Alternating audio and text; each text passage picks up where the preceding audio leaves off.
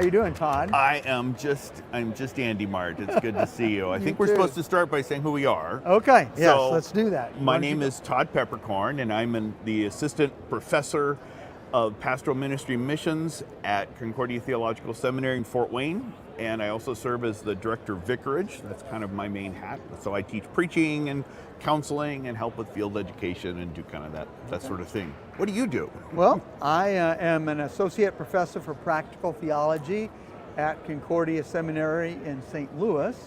And I teach Pastoral Theology and leadership, teaching the faith or catechesis, classes like that. I also direct the specific ministry pastor program, Okay. Which also involves visiting vicars in that program. So Good. I've been there about 7 years doing that.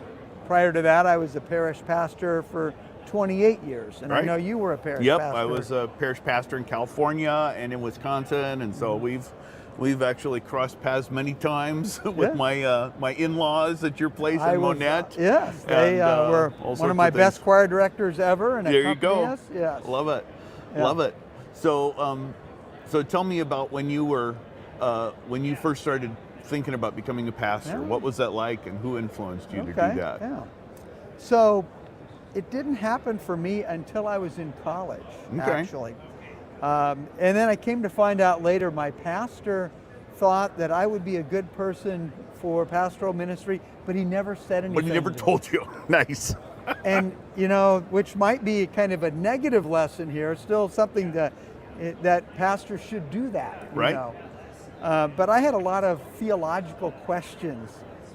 Back in third grade, my parents sent me to the pastor to ask questions about creation Straighten and you out evolution. a little. Yeah. Well, they knew I had honest questions, and Right. that I had doubts, and I needed to be, and he did the best he could at that time, and I remained faithful in the church and that. But it was in college when I was at a Lutheran campus ministry, Okay.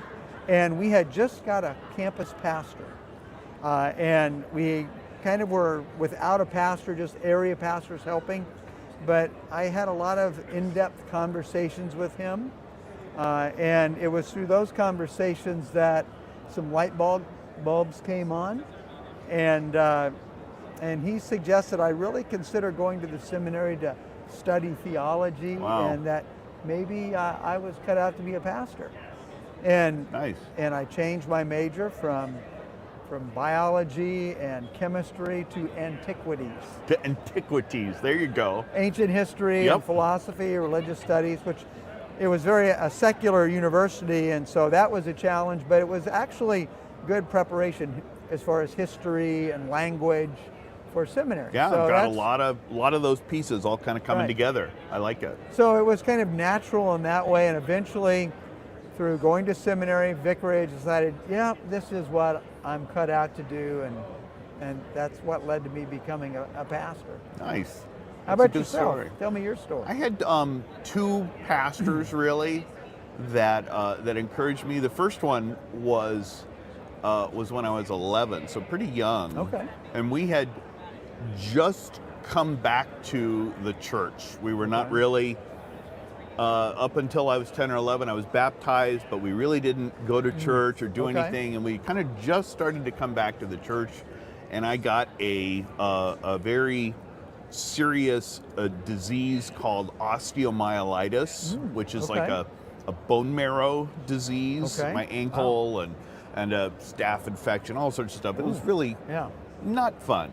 Not Right. fun. And so I was in the hospital for 3 weeks or something with high fevers and stuff. And in the middle of all of these fevers and everything, a part of what I remember from that time was it seemed like every time I opened my eyes, there was this guy there talking to my parents.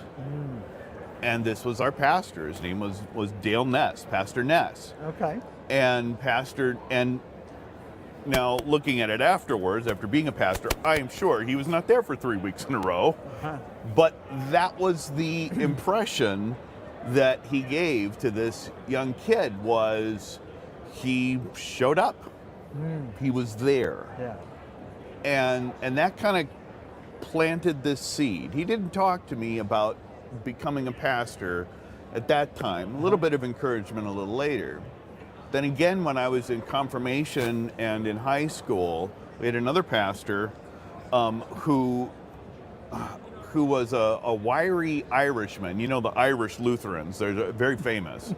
And this wiry Irishman was always talking theology, incredibly enthusiastic about this. And I was kind of a book nerd. And so I would go in and talk to him about these things, and he would just start, maybe he was trying to get me to be quiet, it's possible, but maybe he just started giving me books. So here, read this Walther's Law and Gospel. Okay. And so I go read it, and then we would talk about it, and he could be another book to read. And he was really the one that encouraged me when I was confirmation age, 13, 14, to say, you should think about becoming a pastor. And by the time I finished high school, that was pretty firmly in place for me. So I ended up going to Concordia, Nebraska, majoring in history and languages, and kind of went the traditional pre-seminary route there. And so that's kind of all I've ever known, really, in many ways. Yeah. Yeah, so it was that, first of all, experience of a pastor attending to your needs in a very important, crucial time in your life, right? And then you could envision what that person does, and then challenging you, thinking, wow, I think maybe you have the gifts. And yeah, that's interesting. It always amazes me the impact that a pastor's presence with the gifts, with bringing the word, bringing the sacrament, in season, out of season, whether it is a time of joy or it is a time of sorrow, whatever it is, you are there and kind of bringing Christ to bear in this place. It is just so much fun. I still kind of amazed that pastors get paid. Now, let the record show, pastors should get paid. We're in favor of that, but it is such a gift and such a great thing, and not leaving these things unsaid. That's kind of the key, is have the conversation, talk to them, talk to them about Christ, talk to those young men about being pastors, talk to the young women about possibly being the deaconesses, but to actually do it and not just wait for maybe at some point. Or like in my situation, you never really said it. But it was there. So it was pretty fun. That is important for pastors to remember, because I know, as I look back on years in the ministry, I probably was somewhat guilty of not doing that as much as I should. Me too. And if I were, back there doing that now, I mean, I love serving at the seminary. I would be more intentional about it. I think that's important. Also, I think it's important for our campus ministries. I'll go back to my story there. Men are at a crossroads in their life then. I don't know what the statistics are now, but it used to be like you change your major 5 times or something like that. And it could be a real opportunity at that time, whether you're a campus pastor or you just have college students in your congregation, to raise that question, especially if you see an aptitude or if they're asking questions themselves along those lines. And then pastors are uniquely positioned to help people at that age, in any age, but the questions a lot of times happen at that age where they're raising issues about what they believe. They're kind of owning their own beliefs, And if you can help bring them clarity, like that was true for me with this campus pastor, that can maybe open up. That's why I didn't think about it beforehand, because I had these intellectual stumbling blocks. And that was kind of addressed, and then this becomes a possible vocation for me. I like it.